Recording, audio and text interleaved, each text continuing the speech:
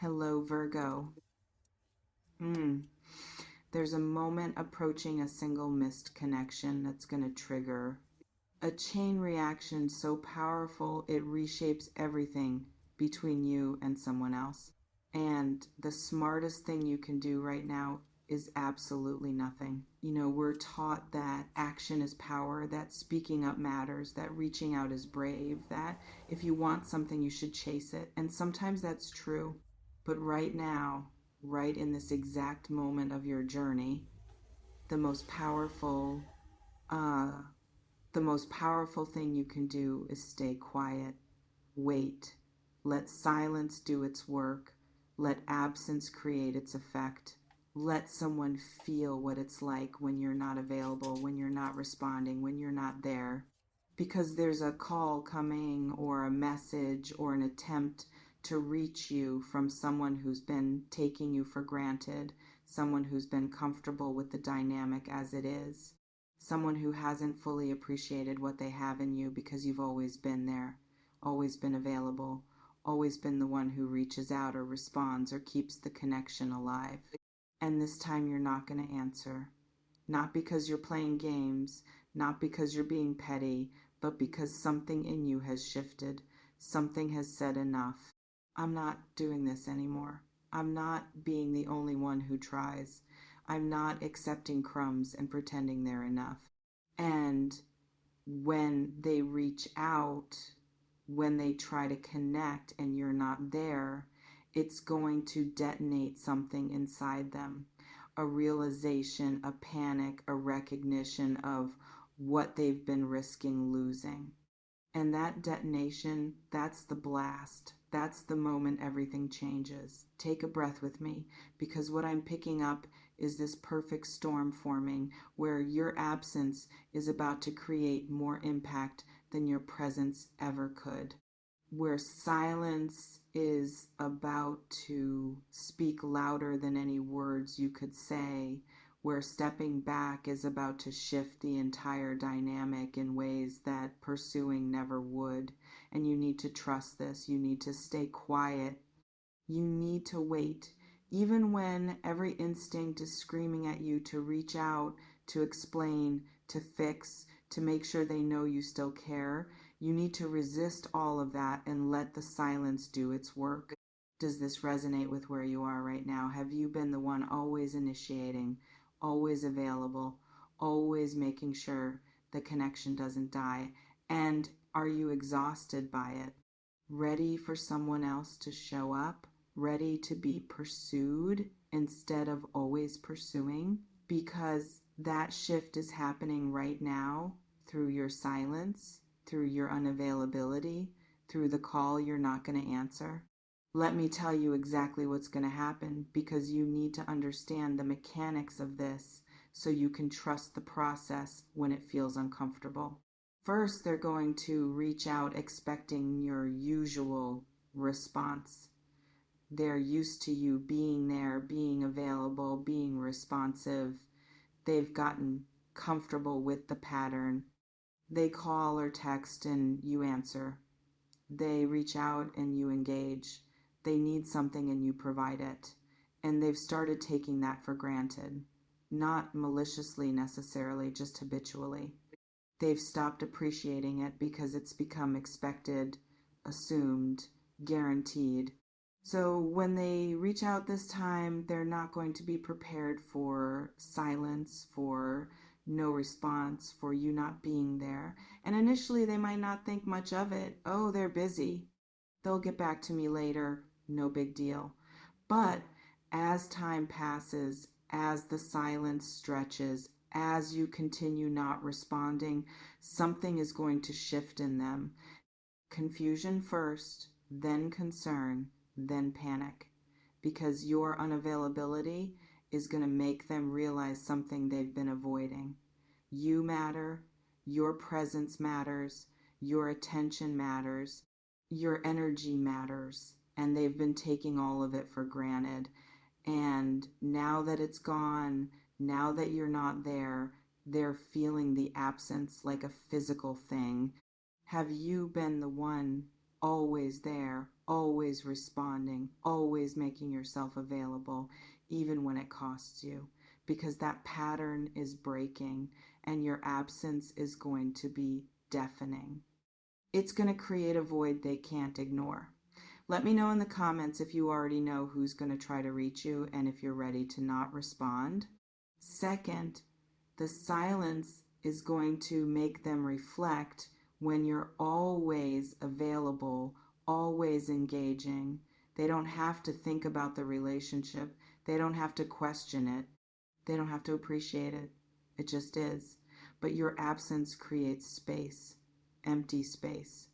And in that space, thoughts come, questions come, realizations come. They're going to think about you probably more than they have in a long time. They're going to wonder what you're doing, who you're with, why you're not responding, whether you're okay, whether you're pulling away, whether they did something wrong. And in that wondering, in that questioning, they're going to start to see things differently.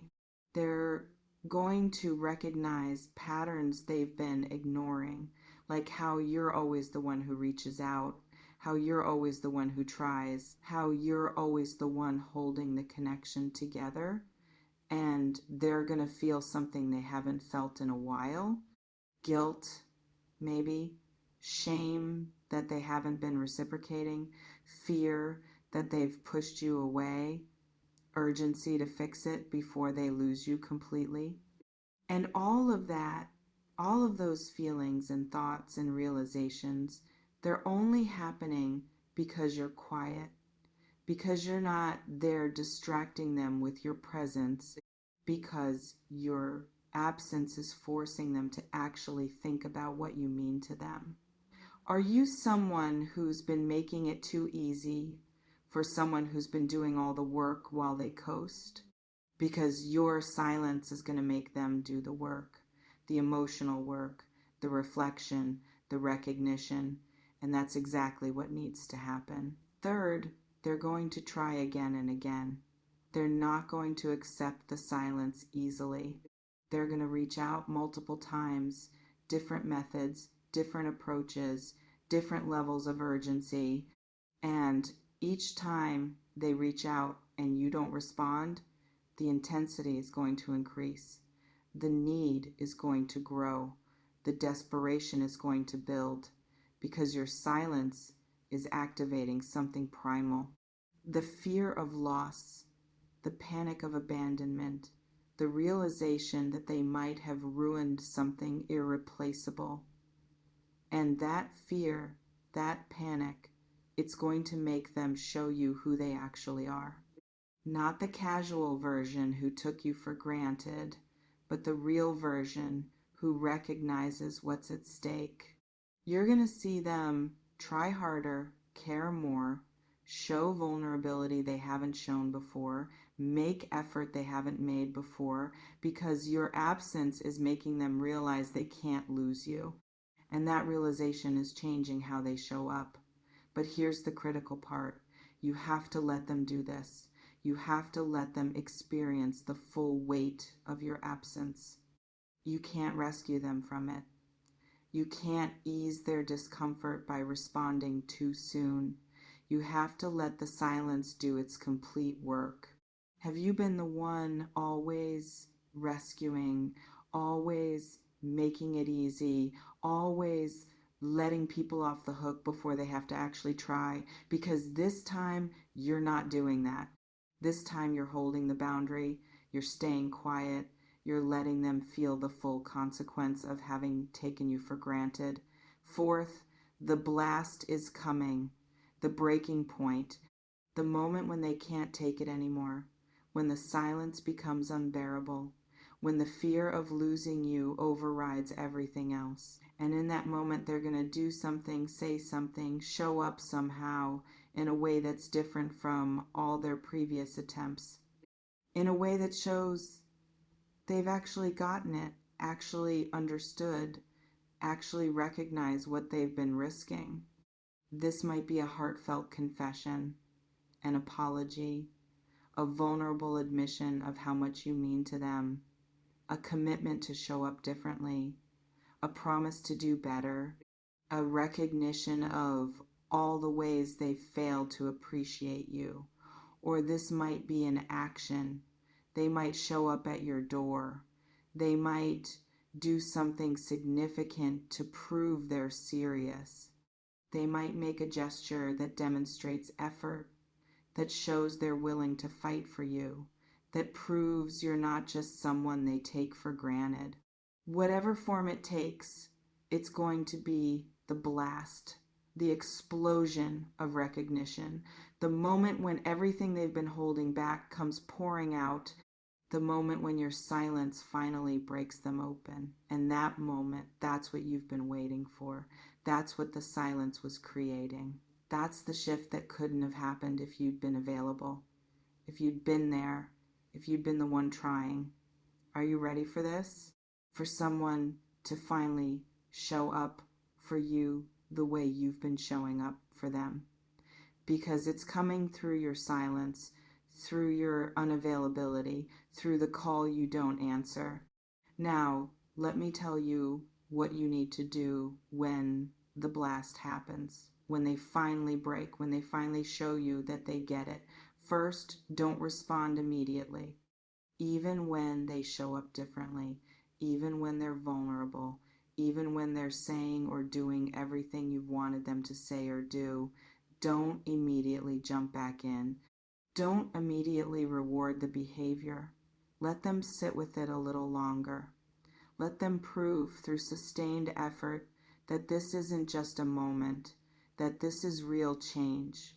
Second, when you do respond, be honest. Tell them what you've been feeling. Tell them why you pulled back. Tell them what you need.